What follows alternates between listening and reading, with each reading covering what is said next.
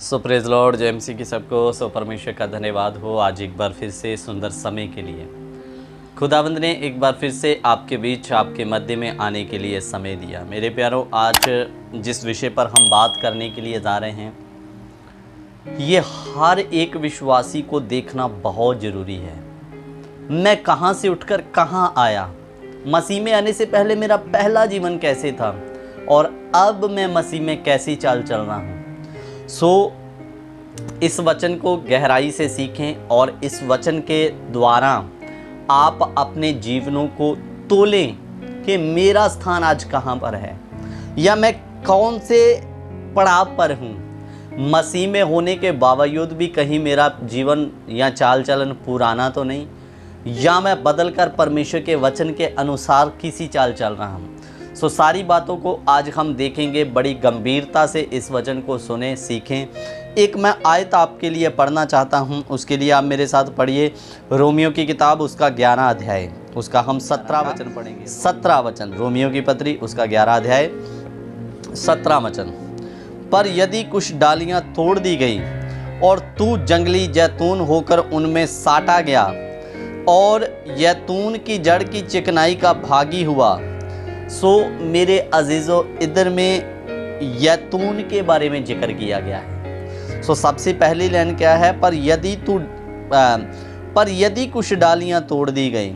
मैं आपको बताना चाहता हूं कि जैतून की तुलना, जो असली जैतून था, उसकी तुलना यहूदी लोगों के साथ में किया गया है बाइबल में। जब भी हम बाइबल पढ़ेंगे, जहाँ उठाएंगे, और जंगली जैतून की तुलना किया गया है अन्य जाति लोगों के साथ। मेरे प्यारों, तो इधर पौलुस अन्य जातियों को समझा रहा है, यहूदियों की उदाहरण देके, कि भले ही परमेश्वर ने उनमें से कुछ को छोड़ा है करके, जो अभी यीशु मसीह पर ईमान नहीं ला रहे हैं, इसलिए कहता पर यदि कुछ डालियां तोड़ दी गई और तू जंगली जैतून होकर उनमें साटा गया। मेरे अजीज़ों, और अन्य जातियों को कहता तू जंगली जैतून होकर सही जैतून के साथ में साटा गया। अब ये साटा जाना गया क्या होता है? कभी कभी जब पेड़ छोटा होता है, जब बढ़ रहा होता है, तो हम कभी कभी उसकी कुछ हिस्से को काटकर किसी दूसरे पेड़ का कालम काट के उसमें ऐसे छील कर उसे जोड़ते हैं और फिर उसमें कपड़ा या कुछ टेप मार देते हैं। तो मेरे प्यारों, वहीं पर से वो उस पेड़ के साथ में जड़ पकड़ के आगे बढ़ना शुरू हो जाता है। मेरे अजीज़ों, इसी रीति मुताबिक हम जो अन्य जाति थे, हम भी मसीह में या परमेश्वर के लोगों के साथ में साटे गए या सहभागी हो गए।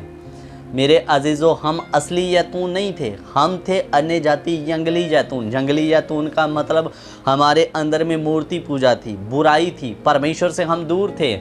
अन्य प्रकार के पाप जो परमेश्वर के विरुद्ध में उठते हैं, हम सब प्रकार के पापों में पड़े थे। इसलिए अन्य जातियों को जंगली जैतून कहा गया है, क्योंकि अन्य प्रकार की बुराइयों में पड़े थे। लेकिन धन्यवाद हो प्रभु यीशु मसीह का कि उसके आने के द्वारा हमारा मिलाप परमेश्वर से हो गया। हम जंगली जैतूनों की कलम को एक सही जैतून के साथ में साट दिया गया। मेरे प्यारों, मेरे अजीज़ों, मसीह में आने से पहले मैं मूर्ति पूजा कर रहा था। मुझे सच्चे परमेश्वर का ज्ञान नहीं था, इसीलिए मुझे जंगली जैतून कहा गया। मैं पाप में था, बुराई में था, गाली बकते समय मैं गाली बकता था, गुस्सा करते समय गुस्सा करता था, और यहाँ तक के बहुत प्रकार की बुराइयों में मेरा जीवन था। हम सबका जीवन था। लेकिन मुझे यीशु मसीह ने साट कर एक सही जैतून के साथ में लगा दिया। सही जैतून में साट कर कैसे लग गए?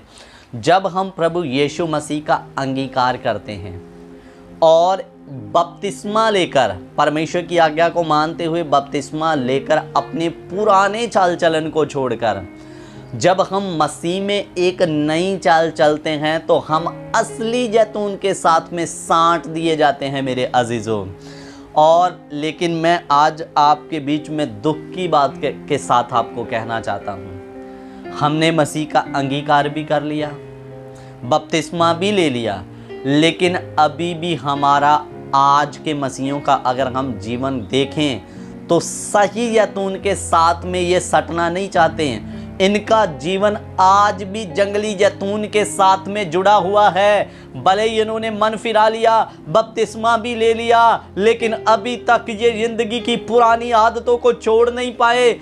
आज भी उधर मूर्ति पूजा से निकल गए, लेकिन आज मसीहत में हम साबुन, तेल और पानी के पीछे भाग रहे हैं, क्रूस के पीछे भाग रहे हैं जो गले में लटकाने वाला, यह भी मूर्ति पूजा सा ही पाप है। आप परमेश्वर से बढ़कर अब अन्य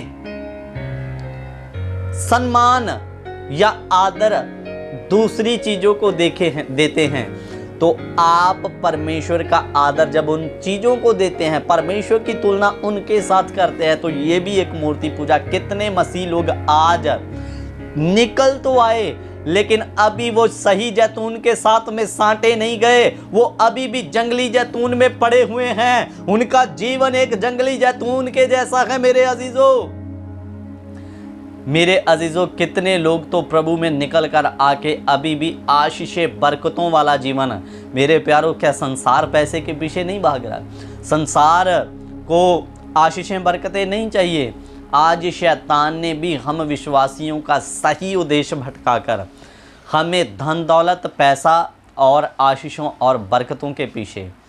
मेरे अजीज़ों, मैं कभी कभी कहता हूँ, अगर आप पूरी दुनिया को प्राप्त कर लें या पूरी दुनिया को खरीद लें, लेकिन आपकी जगह स्वर्ग से हटकर नरक में मिल जाए, तो आपको इन चीज़ों को प्राप्त करने का क्या लाभ हुआ? आप तो परमेश्वर के विरुद्ध में बलवा करने वाले बन गए उल्टा, और परमेश्वर से बलवा करने वालों का स्थान नरक की आग है मेरे अजीज़ों। और यही कहानी ख़त्म नहीं है। जो असली जैतून में साड़ दिया गया विश्वासी है, वो कभी दुनियावी आशीषों और बरकतों के पीछे नहीं भागेगा। उसके पास जो है वो उतने में सीमित रह के परमेश्वर की बड़ाई करेगा और वचन के अनुसार जीवन जिएगा। वो कभी भी अपने जीवन पर पैसे को हावी नहीं होने देगा, पैसे को सर पर नाचने नहीं देगा। उसका एकमात्र परमेश्वर ही उसका ईश्वर है और परमेश्वर ही रहेगा। वो उसी को अपनी ज़िंदगी का राज देता है, ना कि पैसे को। आज कितने लोगों को पैसा नचा रहा है। तो अगर आपका जीवन भी आशीषों, बरकतों से घिरा पड़ा है, हमें वो चाहिए, ये चाहिए करके, तो मेरे अजीज़ों, अभी तक आप जंगली जैतून में, या आप साटे नहीं गए, आप सही जैतून के साथ नहीं जुड़े मेरे अजीज़ों।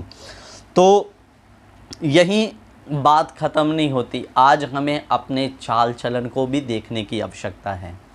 क्या मेरे बोलने के द्वारा लोगों को आशीष मिल रही है? लोग परमेश्वर में बलवंत हो रहे हैं, या मेरे कड़वी भाषा के कारण लोग परमेश्वर और परमेश्वर की महिमा करने की बजाय कहीं उसका बदनामी तो नहीं कर रहे? मेरे अजीज़ों, एक बहुत अच्छी एक पोस्ट मेरे पास आई, पढ़कर जब मैंने पढ़ा तो बहुत अच्छा लगा। वहाँ पर लिखा था कि अगर किसी व्यक्ति के चरित्र को समझना है तो उसे चुप मत करवाओ, उसे बोलने दो। कहने का मतलब, आज कितने लोगों की कड़वी भाषा, बुरे बोल होने के कारण उनका जीवन लोग जान लेते हैं कि अभी तक ये परमेश्वर के करीब नहीं गया, अभी तक ये सही जैतून में साँटा नहीं गया, अभी भी ये जंगली जैतून में पड़ा है। इसलिए उसने बड़ा अच्छे शब्द कहे, अगर किसी के चरित्र को पहचानना है तो उसे चुप ना करवाओ, बोलने दो, और उसके अंदर से जो निकलेगा वो ये साबित करेगा कि इसका आत्मिक जीवन कैसा है। मेरे अजीज़ों, इसीलिए यीशु ने भी कहा, जो तुम्हारे अंदर है वो बाहर आएगा।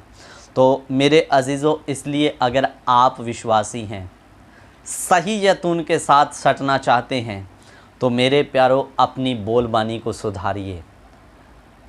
आपके मुंह से बुराई, गाली या कड़वे शब्द नहीं।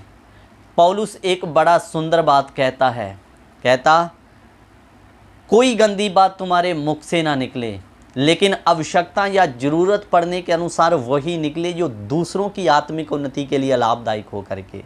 कितने सुंदर वचन लिखे मेरे प्यारों।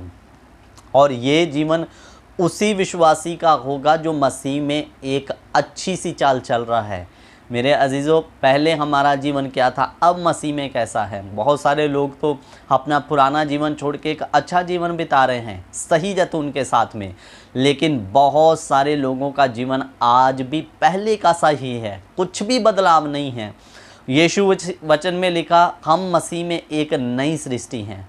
क्या आप सच में एक नई सृष्टि बने हैं?